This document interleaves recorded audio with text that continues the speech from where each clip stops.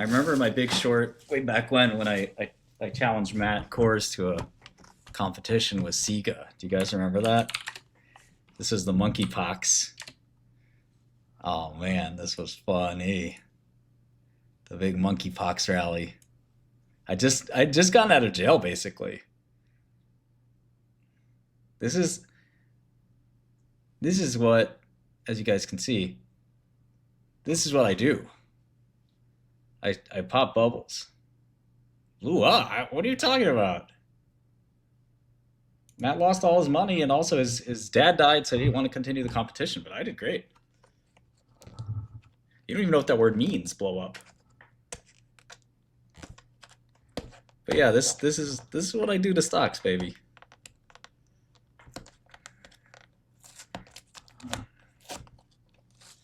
D Wave's about to break out. Oh man! Why did you tell me that? Guess I gotta cover it and go long. I don't know, James. All I remember is he lost all his money and he quit.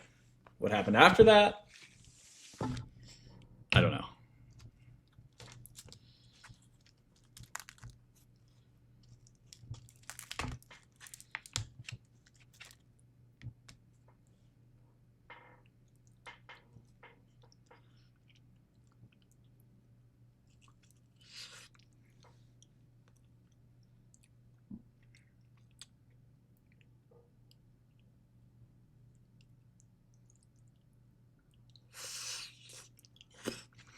I do remember doing a 24x in 4 months for you guys.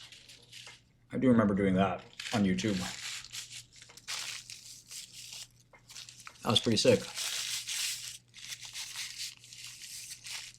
Yeah, I got olives on here. Oh man, the breakout setup. What part of business school they teach you about breakout setups? I must have missed that class. This class is a breakout setup. This is, you buy these charts.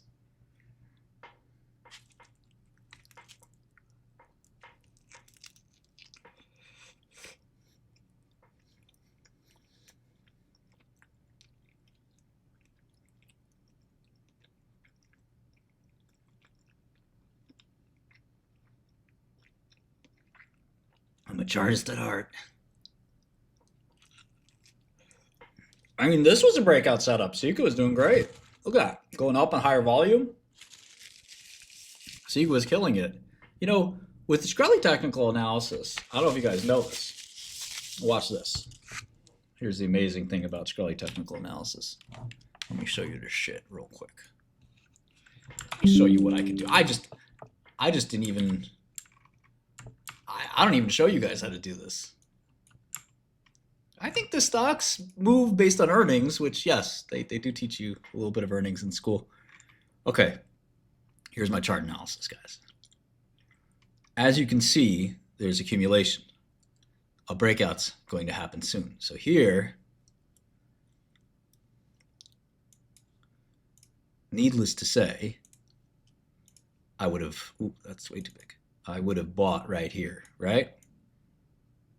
It's a, once this support level was bounced off of, it absolutely was going to confirm and go up, right? Even though this was a fake fraudulent company, I went long, okay? And then you could see the breakout had like clearly an uptrend here, and then I stayed long. And I was expecting what happened here once I saw this volume, gap up, bingo, bingo. And then here, I knew that this was the top. Why? Volume dried up. Once volume dries up, I went from buy to sell. I sold everything. Did I even cover here for this small amount? Yes, I did. Watch. Watch this, ASW. Look at this. Just for this little blip, I got out of my massive short, which I needed huge liquidity to. I covered, went long, and then sold up here, and then shorted again. That's right. I did. And then finally it dropped. I covered right here just because I didn't want to lose my cost of capital, right? So I covered right here and I shorted over here. Why? You might say, why would you do that, Shkreli? I didn't want to waste 2 months where my money wasn't going to do anything because I could see the future. So I went back into the short, covered here, of course, went long, shorted this little peak. Did I cover here? I don't think so. I actually just let it ride. I went crazy. I let it ride. Covered everything here. Went and I bought about 600,000 shares, rolled this little thing, sold, shorted. I mean, technical analysis is easy. I love it. You know, all this computer programming I'm doing, why would I do that when I could just why would I program a system to look for really obscure, hard to find signals with huge computing power when I could just look at the charts and draw some. Hold on, anyone have some crayons? Who's got some crayons? Let me get some crayons and some rulers. No, the real trade was, this is how it actually happens in real life. I saw this pump. I shorted a little bit. I saw it pump some more. I shorted more. I saw it pump and I shorted more. I covered a little bit. I covered more and I got out. That was it.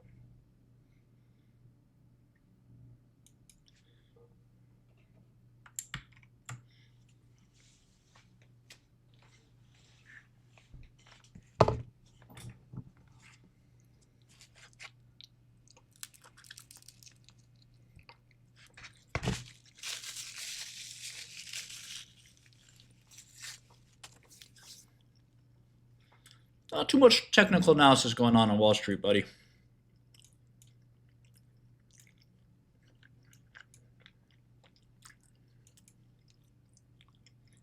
Let me see.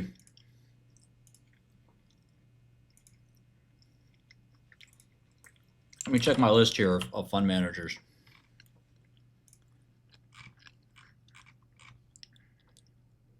The last guy I know to do technical analysis well was Monroe Trout.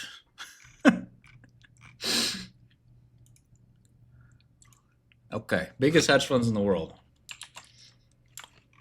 Skipping Berkshire for a second, because Warren Buffett is the greatest investor of all time, but he says technical analysis is for idiots. So I don't know if you think Warren Buffett, knows anything, but that's up to you. So Bridgewater, they don't do technical analysis. They're more quantitative. Let's skip Man because they're an unusual structure. Elliott is a value investor. Doesn't do that. So this is the people with the most money, right? Which is what I want. Millennium, never met anybody from there that did technical analysis. Same thing with Citadel. TCI, he's a value guy. Two Sigma's a quant shop, so is D. Shaw. Fairlawn, value shop, sorry. Renaissance AQR, both high frequency trading. 0.72 now, there I'll tell you, Steve Cohen was a fan of technical analysis, but Steve Cohen kind of retired and stopped trading, and I'm not sure he thinks it works anymore. So he did that in the 70s. Marshall Wace, no, sorry. Cube, Susquehanna, Jane Street, all quants. Valpost, value. Graham, quant. So it seems like you got three choices to succeed in investing. You could be a quant, you could be a value guy, or you can run a pod shop. Algos are grown-up technical analysis. It's TA for grown-ups. You don't have to follow a trend, but I mean, you want to do strategies that other people aren't doing. But the trend is hard to interpret, from a fractal perspective when the trend stops. Like I said, which trend? The trend stops, and you look at this. I mean, the trend is up, and all of a sudden the trend broke. So when you buy this breakout, and then you got to sell the breakdown. It's retarded. It's just self-fulfilling prophecy. Yeah, I don't think you can. 500 samples over 10 years isn't. That's perfect.